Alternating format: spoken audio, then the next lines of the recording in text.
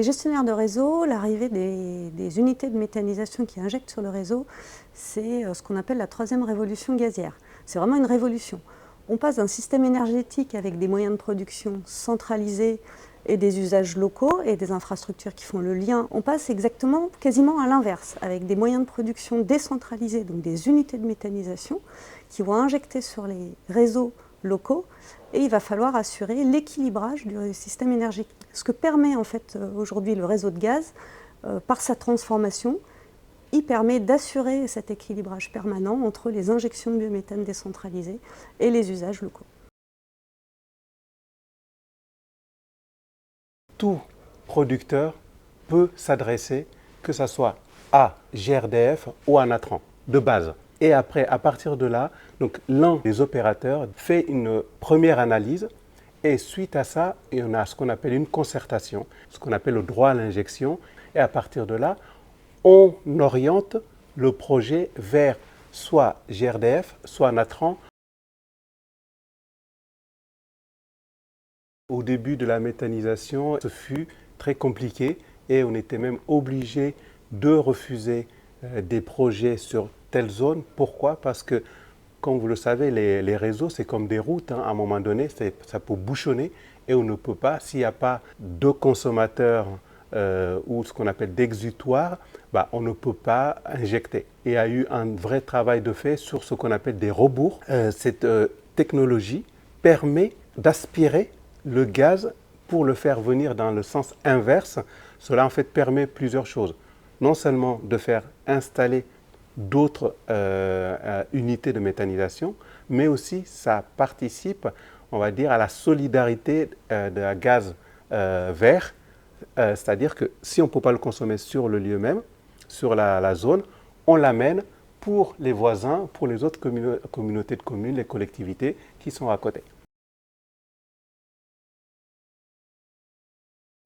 Il y a eu un tournant un peu important qui a permis de rénover notre offre et de penser un peu différemment. C'était en 2018, la loi Egalim qui a introduit le droit à l'injection. Le mécanisme du droit à l'injection, il était tout à fait nécessaire pour lancer cette première vague. Seulement, il résonne, on va dire, zone par zone et investissement par investissement. Aujourd'hui, il faut qu'on accélère la décarbonation, il faut qu'on multiplie par 5 la production de gaz renouvelable qui sera injectée sur nos réseaux. Il va falloir raisonner de manière beaucoup plus large sur ces adaptations de réseaux, probablement pas zone par zone, mais à plus grande échelle. Et là, c'est un travail qui est en cours. Il y a un objectif, comme Émilie l'a dit, multiplié par 5, on va dire les gaz verts, mais on ne dit pas le biométhane. Donc ça, c'est hyper important. Natran et GRDF animent on va dire un groupe de travail sur les nouvelles technologies de production de gaz vert, qui nous permet aujourd'hui de travailler avec la pyrogazéification, la gazéification hydrothermale et la méthanation, et demain, avec l'hydrogène. Je pense que l'urgence climatique, elle n'attend pas, et donc il faut accélérer. Il faut accélérer toutes les productions d'ENR.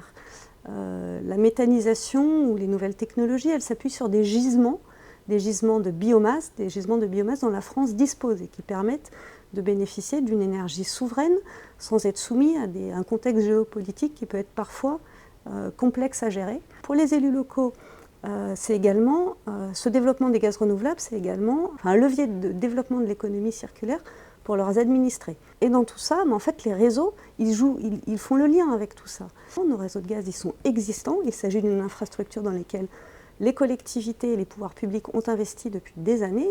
C'est une infrastructure en bon état et largement amortie qui pourra participer à cette transition en jouant son rôle de vecteur de distribution, de vecteur de flexibilité et d'équilibrage du système énergétique. Et les porteurs de projets, moi, si j'ai un message à leur donner, c'est une économie qui aujourd'hui, en tout cas pour la méthanisation, est mature.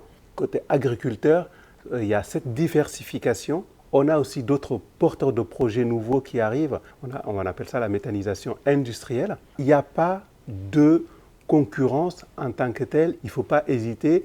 Il y a encore de la place.